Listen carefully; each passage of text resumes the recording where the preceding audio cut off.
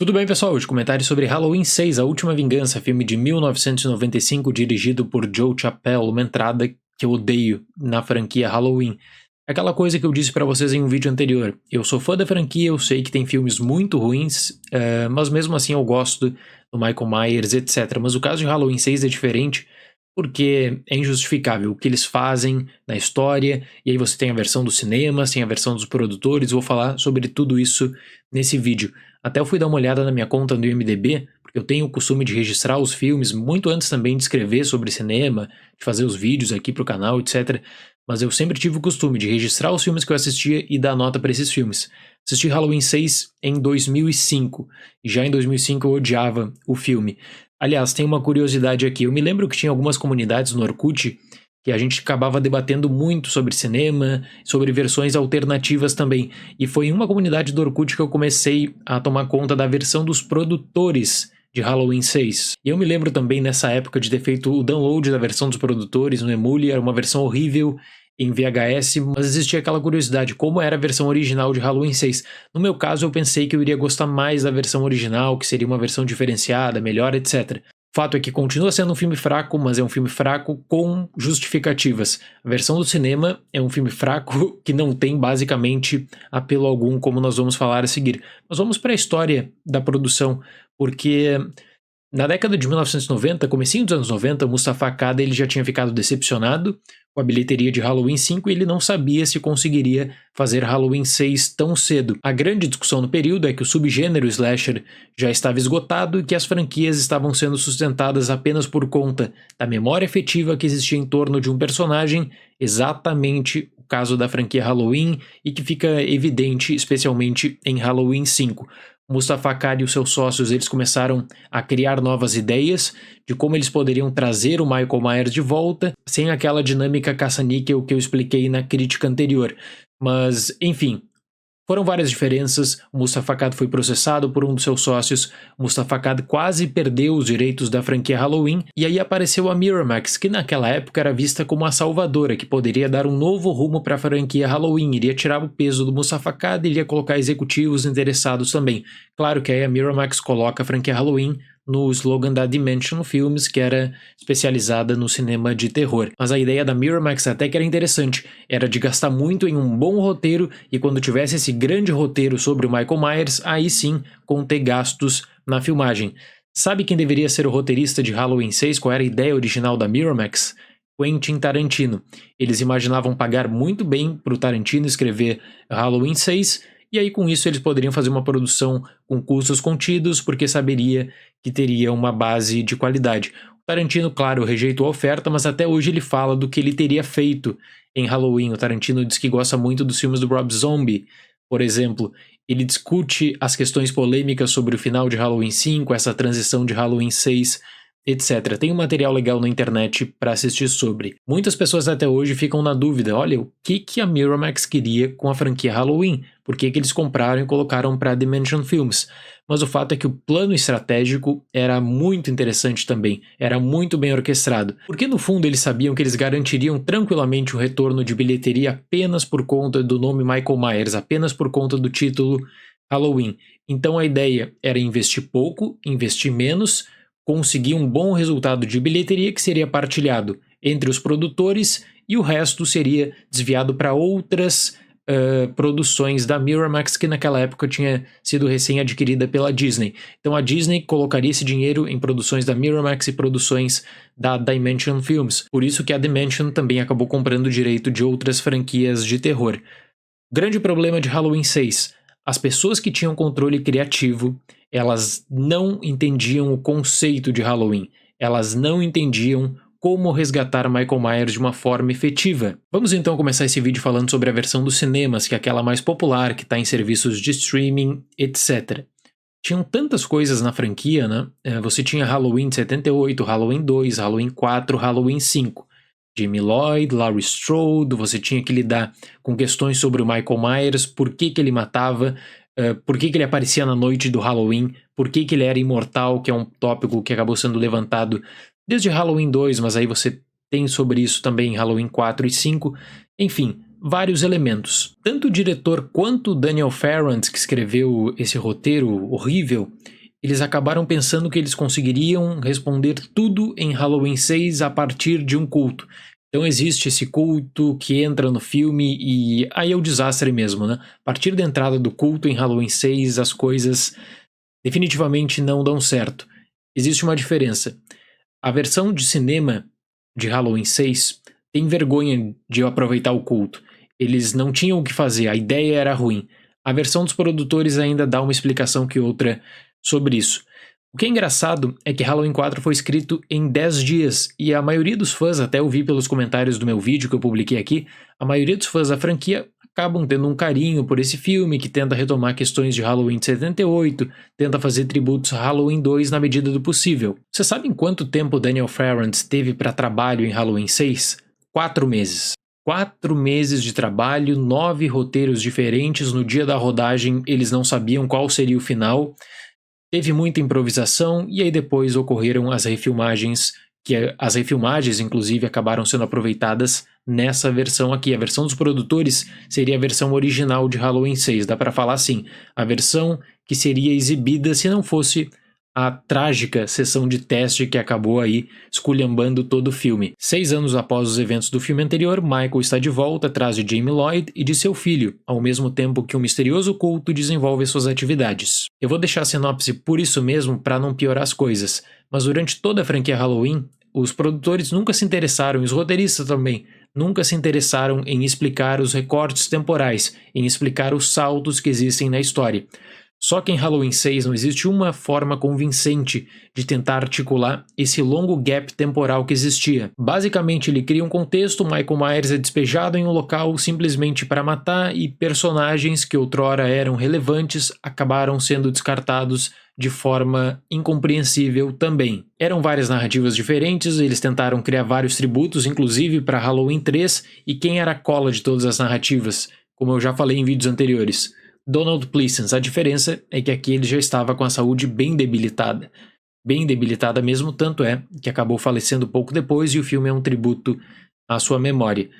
Michael Myers de Halloween 6 é diferente do Michael Myers de Halloween de 78, é claro, mas também diferente do Myers até mesmo de Halloween 4 ou 5. Eu nunca senti que eles se preocuparam realmente em construir um ambiente de tensão, medo, terror em Halloween 6. Eles pensaram que apenas o personagem em um determinado local, sem nada, né, seria o suficiente. E por que esse é um filme frágil e ruim? É porque o Daniel Farrant, que é um péssimo roteirista, que também abusa da má fé em vários projetos recentes, ele imaginou que ele conseguiria explicar tudo. Então ele conseguiria explicar tudo a partir desse culto. Só que aí em um determinado momento você pensa, não, mas espera aí, ele tá me explicando que o Michael Myers em Halloween de 78, ele foi atrás da personagem da Jamie Lee Curtis por conta dessa questão, mas não faz qualquer sentido. E realmente, não faz sentido. É um desafio à inteligência. Se você tentar levar a história do culto a sério, toda a franquia Halloween perde a graça, toda a franquia Halloween perde a sua relevância. Por isso que Halloween 6, pra mim, é o ponto baixo da franquia. A trilha do Alan Howard nessa versão é horrível. E aí, claro, tem que dar o desconto porque ele teve pouquíssimo tempo para articular alguma novidade.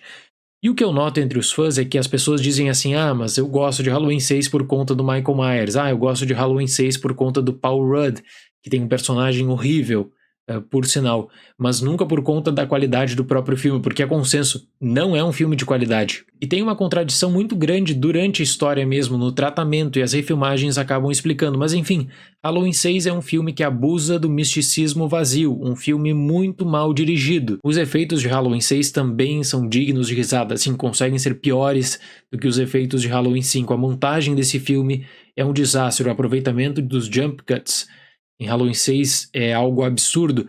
Fora isso, ainda tem aquela questão dos flashes, né? Ah, vamos colocar flashes em determinadas cenas, sei lá o que eles pensaram. Pensaram que ia ficar um filme mais charmoso, quem sabe? Só que assim, se você analisa estruturalmente Halloween 6, ele começa com um objetivo em torno do Michael Myers. Aí você tem um objetivo, tem um mistério. Eles descartam tudo isso. Você tem aquela questão ainda do final de Halloween 5, do Homem de Preto, que é pessimamente aproveitado aqui. E durante o encaminhamento final, eles criam um outro objetivo. Eles sentem vergonha, de fato, de aproveitar o culto. E vocês sabem o porquê disso? E se preparem para uma história bizarra, uma história de interferência de estúdios e de péssimas decisões. Porque a Miramax decidiu, claro, a Dimension Films, né, decidiu organizar uma sessão de teste para ver o corte de Halloween 6, o corte que a gente chama hoje de versão dos produtores. Organizaram e colocaram adolescentes na plateia, então o cinema estava lotado de adolescentes. Pediram para avaliar o filme, o que eles falaram? Um filme horrível, um filme que não tem terror, é um filme que tem uma questão muito confusa desse culto. Mudem o final, criem algo diferente que a gente não gostou. Se eu fosse produtor, eu tentaria colocar na sessão de teste pessoas de diferentes faixas etárias, como ocorre habitualmente, e também tentaria colocar fãs da franquia para buscar algum direcionamento, se o fã iria gostar ou não.